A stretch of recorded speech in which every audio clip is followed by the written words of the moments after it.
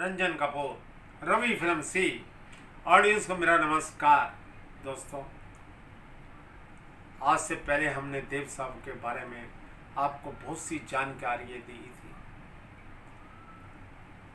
इस अध्याय के अंदर, इस एपिसोड में हम देव साहब के बारे में ही बताएंगे।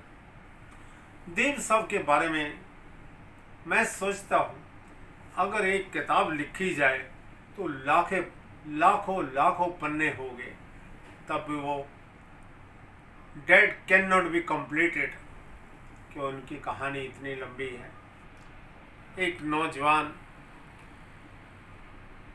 कॉलेज की पढ़ाई करने के बाद उसके दिल में, उसके दिमाग में एक सोच थी स्टार बनने की, कलाकार बनने की, और वो चल दिया गुरदासपुर से फ्रंटियर गाड़ी में। फ्रंटियर गाड़ी जो अफगानिस्तान से चलती थी किसी जमाने में और बंबई तक जाती थी। फ्रंटियर मेल में बैठ गया। कहावत है, फ्रंटियर मेल में जो भी नौजवान बंबई पहुंचा वो बहुत बड़ा स्टार बना। धर्मेंद्र जी के साथ भी ऐसा ही हुआ। वो भी अपने फगवाड़ा के करीब गांव से जब हीरो बनने के लिए बम्बई पहुंचे तो फ्रंटियर मेल से ही गए थे। और भी कई ऐसे स्टार हैं जिन्होंने फ्रंटियर मेल से जर्नी की और बॉलीवुड में बहुत ऊंचाइयों तक पहुंचे। खैर, मैं बात कर रहा था देव साहब की।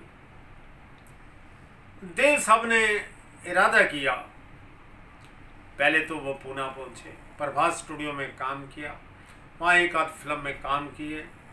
उसके बाद वो बम्बई आ गए। बम्बई में या उन्होंने पोस्ट ऑफिस में सेंसर डिपार्टमेंट में नौकरी की। सिर्फ 150 रुपये महीना उनको तनख्वाह मिलती थी पोस्ट ऑफिस में। लेकिन कहते ना, जिसके इरादे बुलंद हो मंजिल उसके सामने है। ऐसे ही हुआ। उस जमाने में वो स्ट्रगल पीरियड था। देव साहब, किसी जमाने में मुंबई में ट्रेन चलती थी, दिल्ली में भी ट्रेन चलती थी, कलकत्ता में भी ट्रेन चलती थी जो बिजली से चलती थी। उस ट्रेन के पीछे लटक कर जाते थे क्योंकि इतना पैसा नहीं था। विदाउट टिकट ये देव साहब ने एक बार, एक पत्रिका आती थी हिंदुस्तान मैगजीन, उसमें खुद लिखा था, मैंने पीछे मुड़कर कभी नहीं देखा।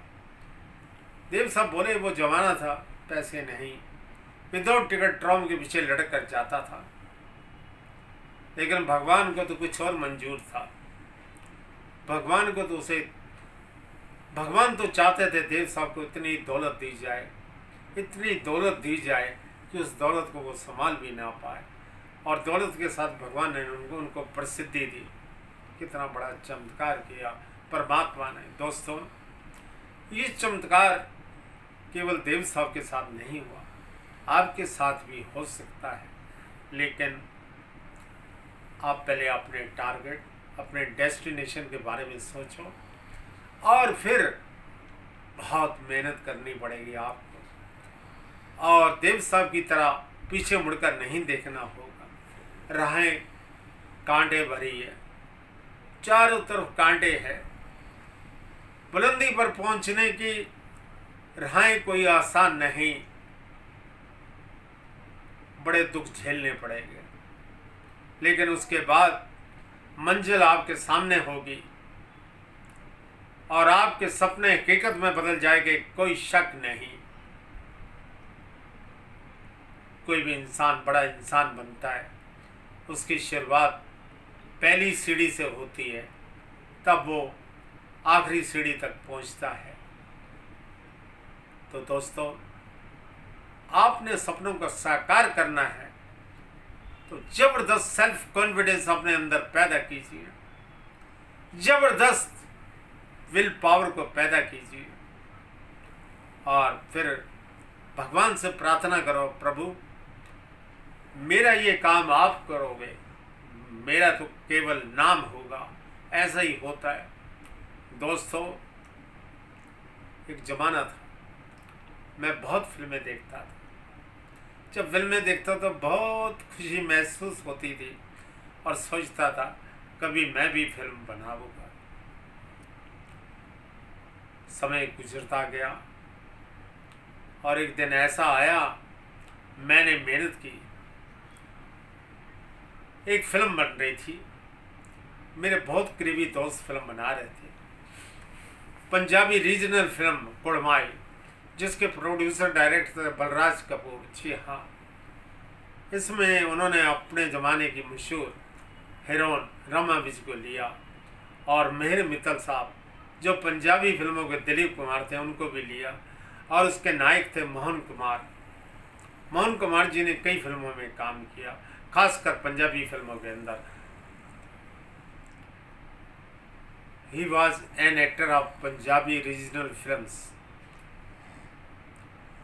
तो उस फिल्म में मैंने कुड़माई के अंदर प्रोडक्शन मैनेजर का काम किया। This was my beginning. मैंने बहुत कुछ सीखा, मेरे अंदर बहुत ज़बरदस्त कॉन्फिडेंस आया। मैंने सोचा I can make a film, क्योंकि मैंने ये विद्या सीखी। समय आया, मैंने खुद एक फिल्म स्टार्ट की, Khooni Aatma. That was a horror film. Unfortunately I could not make this film due to finance. दोस्तों, फिल्म बनाने के लिए लर्निंग पॉइंट तो मस्ट है, इसके साथ साथ फाइनेंस भी बहुत ज़रूरी है। फाइनेंस के बिना फिल्में नहीं बनती, आपके इरादे कितने भी बुलंद क्यों ना हो। दोस्तों, वो फिल्म नहीं बन सकी, मुझे बहुत दुख लगा। मैंने हिम्मत नहीं हारी, मैंने ठान लिया one day I will make a film one day.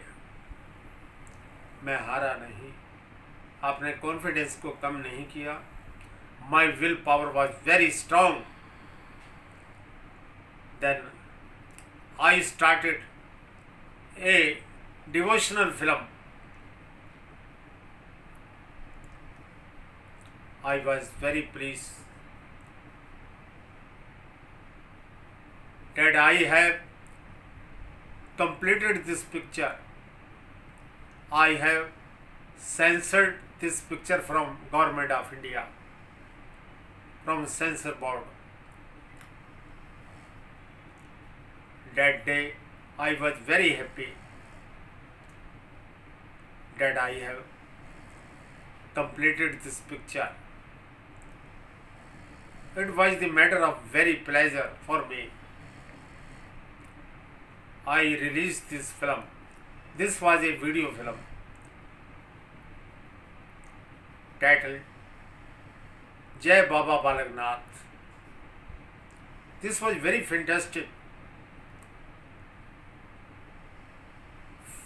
Very fantastic film. After this, I again started a new film. That was also completed by me. मैंने कहा था दोस्तों, nothing is impossible in this world. आप पहले जिस काम को कर रहे हो उस विद्या को सीखो, तब आप उस विद्या में परिपूर्ण हो जाओगे। तो दोस्तों, मैं बात कर रहा था देव साहब की। देव साहब की फिल्में एक के बाद एक आने लगी और देव साहब बहुत बड़े स्टार बन गए।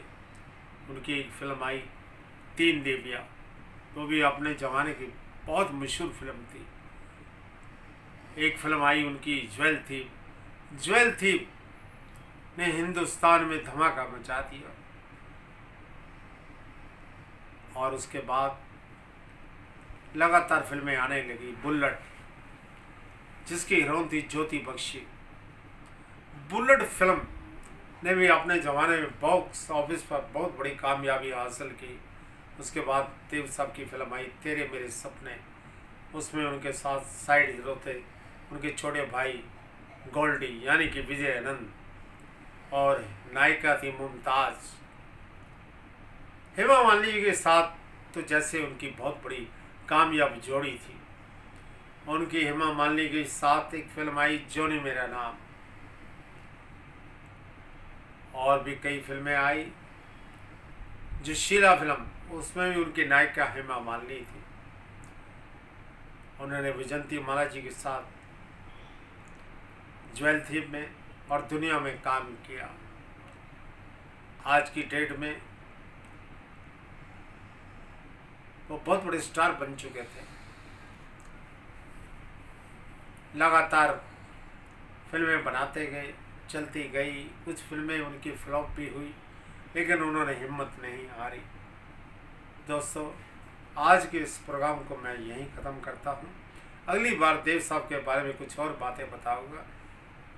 थैंक यू दोस्तों। हमारे इस प्रोग्राम को लाइक कीजिए, शेयर कीजिए और सब्सक्राइब कीजिए।